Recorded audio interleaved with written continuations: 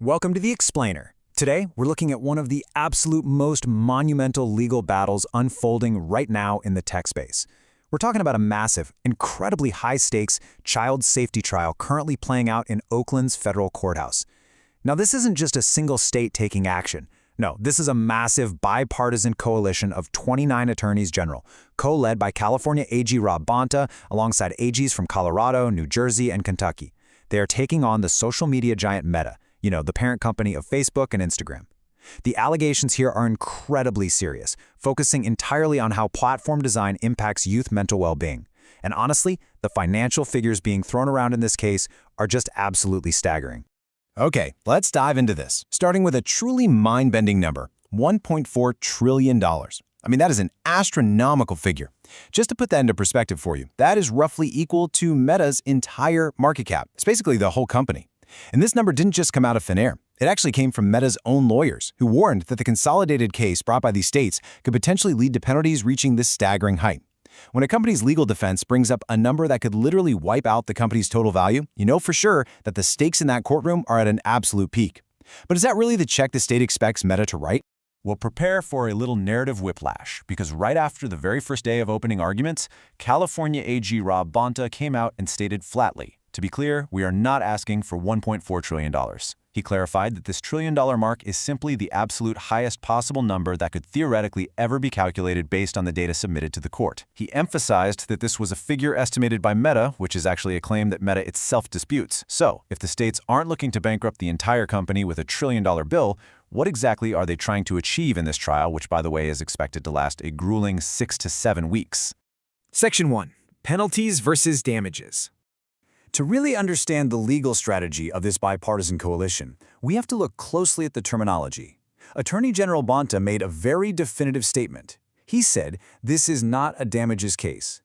Instead, he emphasized that this trial centers entirely around three very specific concepts: civil penalties, restitution, and distortion. So the states aren't primarily after a traditional damages payout to compensate for past harms, like how a personal injury lawsuit might operate. Instead, they're utilizing a totally different legal mechanism, one aimed heavily at accountability and financial penalties that are dictated by the court. Let's break down exactly what that actually means. A civil penalty is basically a financial fine imposed by a government agency when a company violates established laws or regulations. But you don't just, pick a random number out of a hat. The state lawyers submitted extensive documentation to the court. Think of it like a massive statistical rubric. This rubric is based on specific formulas, largely tying back to the sheer volume of young users on apps like Facebook and Instagram. So the plaintiffs are asking for a significant financial hit based on these existing civil penalties. But ultimately, it's presiding federal judge Yvonne Gonzalez-Rogers who will exercise her discretion to decide what that final number will actually be.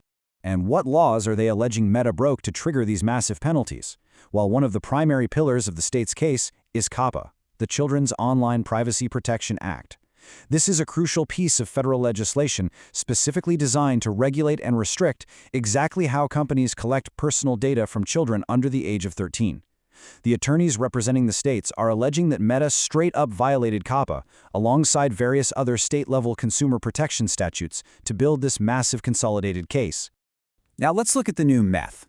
While the states entirely rejected Meta's $1.4 trillion warning, they are certainly not letting the company off the hook for pocket change. Not at all. The state attorneys general told Judge Gonzalez-Rogers that, based on their rubrics of user data and potential COPPA and consumer protection violations, a $200 billion figure is a much more likely calculation for potential penalties. Obviously, it's not a trillion, but $200 billion is still a monumental, entirely industry-shaking sum of money. Section 2. The Courtroom Clash.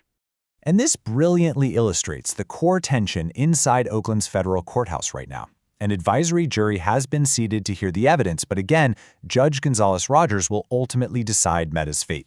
On one side, California Deputy Attorney General Megan O'Neill argued that Meta carried out a deliberate campaign to deceive and mislead users, parents, and teachers. Her focus is heavily on allegations that public statements made by executives like CEO Mark Zuckerberg actively contradicted the company's own internal research regarding the mental well-being of children. Then, on the other side, we have Meta's firm defense, presented by trial attorney Paul Schmidt. He directly and forcefully contested O'Neill's narrative, completely disputing the notion of deception. He challenged the advisory jury to look closely at the evidence, arguing that the state simply cannot prove that Meta executives intentionally misled the public about child safety. Section 3. Demanding app design changes.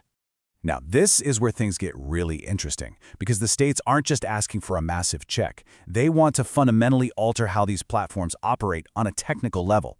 The state lawyers want Meta to delete all personal data for children under 13, along with all the related algorithms and machine learning models that were trained on that information. Plus, they're demanding the removal of core design elements that they allege encourage addictive behavior.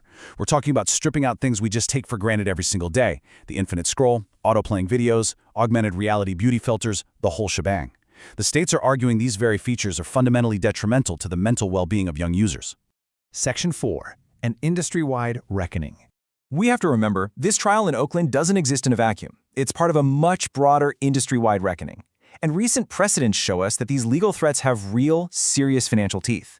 Just look at a recent court victory led by New Mexico AG Raul Torres involving child sexual exploitation allegations. Meta was directed to pay $567 million into an abatement fund. And prior to that, in March, a jury ruled Meta should pay $375 million in civil penalties for violating New Mexico's Unfair Practices Act.